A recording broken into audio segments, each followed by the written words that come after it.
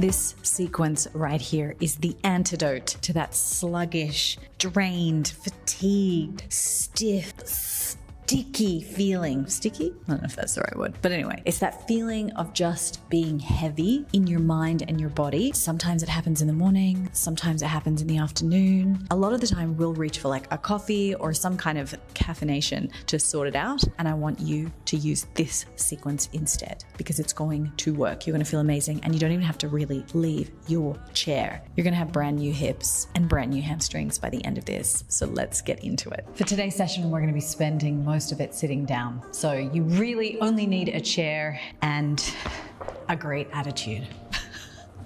Or a bad attitude, it doesn't really matter actually. We're gonna begin with a seated good morning. So take your feet out nice and wide, come to the edge of your chair and turn your toes out slightly. So the legs are in a 45-degree angle. We're gonna bring the hands to the back of the head and we're gonna take a deep breath in. Lean forward, hinging at the hips, and then drive into your legs to come back up to a seated position. So we're coming down and we're really trying to make sure that this doesn't happen. So it's not a sort of rounded position.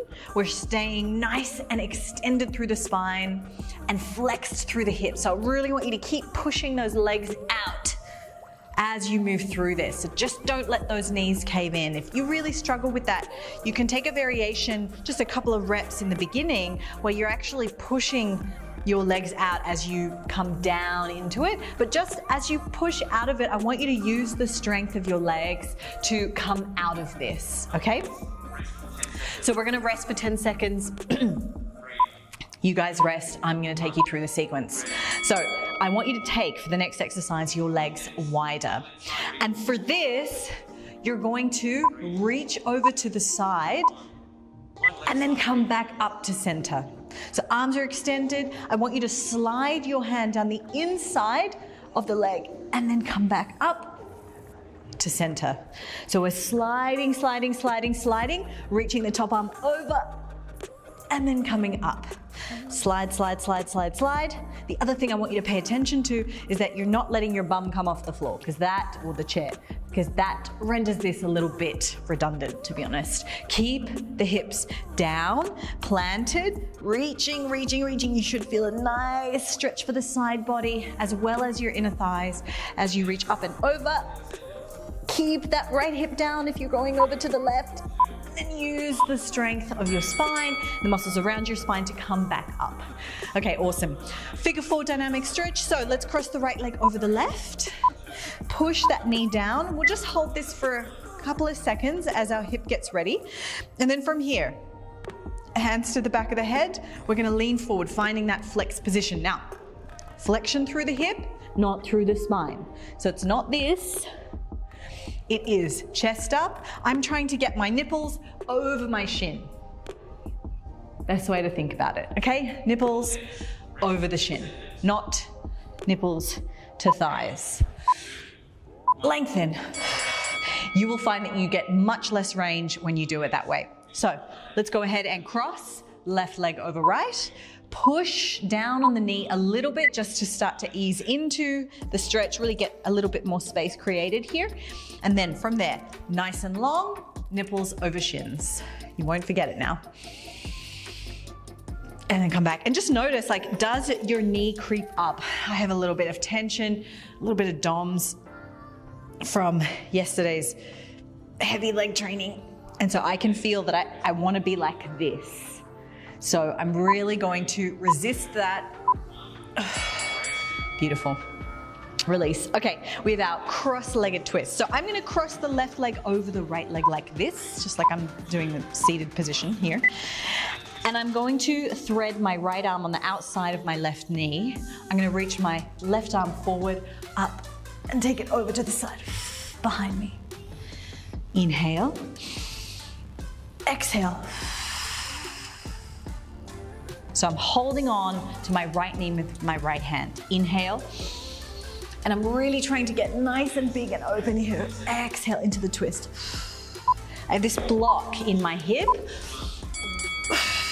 which helps me to get a much more honest twist. Let's uncross and we'll cross the other way. So right leg over the left, left hand is helping, or we're holding onto our left knee.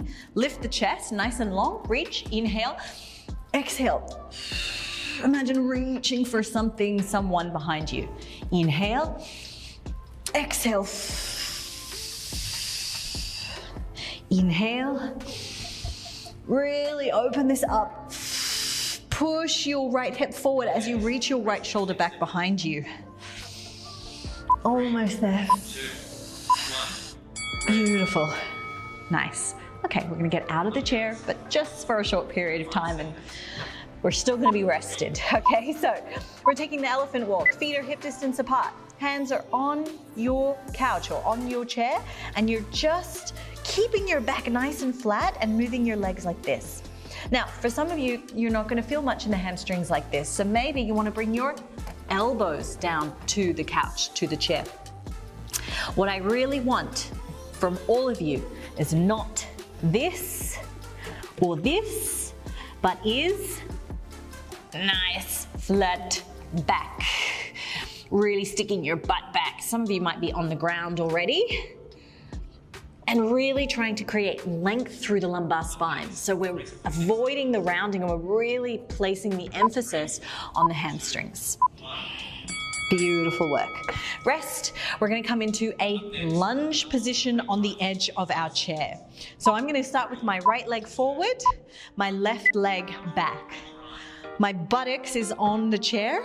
I'm going to reach forward here. And yes, I have ballet arms. I'm going to reach up and twist around so that we're getting a stretch all the way down the front of our body here on this left side.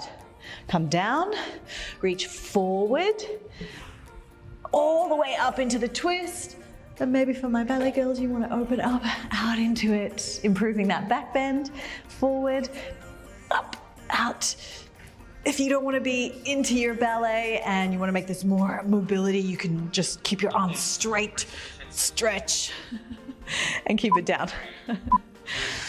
One, rest. Oh, but it feels so good to move in that fluid way. One of the things that I love, changing sides, about ballet versus some of the mobility stuff that's out there is that everyone likes to move in mobility in these sort of straight lines, and there's not enough fluidity in the way that you access fluidity when you're dancing. Open into it. So you're hitting all these different lines of tension when you move in a slightly more fluid way rather than forward, up, side, out. No offense to the mobility guys. Lengthen. Open. Oh my goodness. How good. Okay. Now we're going to focus a little bit on the part of our spine that gets a little neglected, the thoracic. So sitting down, cross your arms like so, and I just want you to keep the chin on your chest, tip down, and then keeping the chin on the chest, I want you to find extension. So don't worry about your head going back, keep the chin down, and just work with rounding and extending. Okay, so we're not doing this, we're not going back through that because that's cervical spine. We want to work the thoracic. So we're just working on keeping the chin locked in and finding true extension and flexion there. Now we're going to do our side movement here, okay? So, same thing, crossing the arms, to the side, to the side, to the side. But everything else is stable, okay? So I'm not going like this with my hips. Hips stay firmly planted, feet stay firmly planted, head stays tucked in. And I'm just moving and trying to create a little bit of movement in this area that gets really, really neglected. And then we're going to combine all of this for a nice rotational movement, okay? So now, thoracic rotation. Let's cross again. If you'd let go. Chin down. We're going to go into flexion. We're going to twist. We're going to open out. We're going to imagine we're drawing a sort of circle with our elbows, actually, even though our elbows stay firmly planted. into our chest and the chin stays down. One more this direction. A bit hard to talk down here. And then other side. Twist. Oh my goodness. Open it out. Beautiful. Release.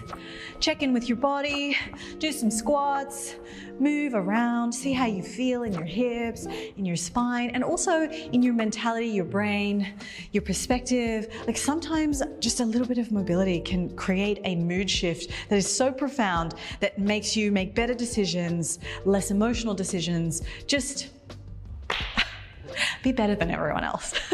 I'm kidding. I'll see you guys tomorrow.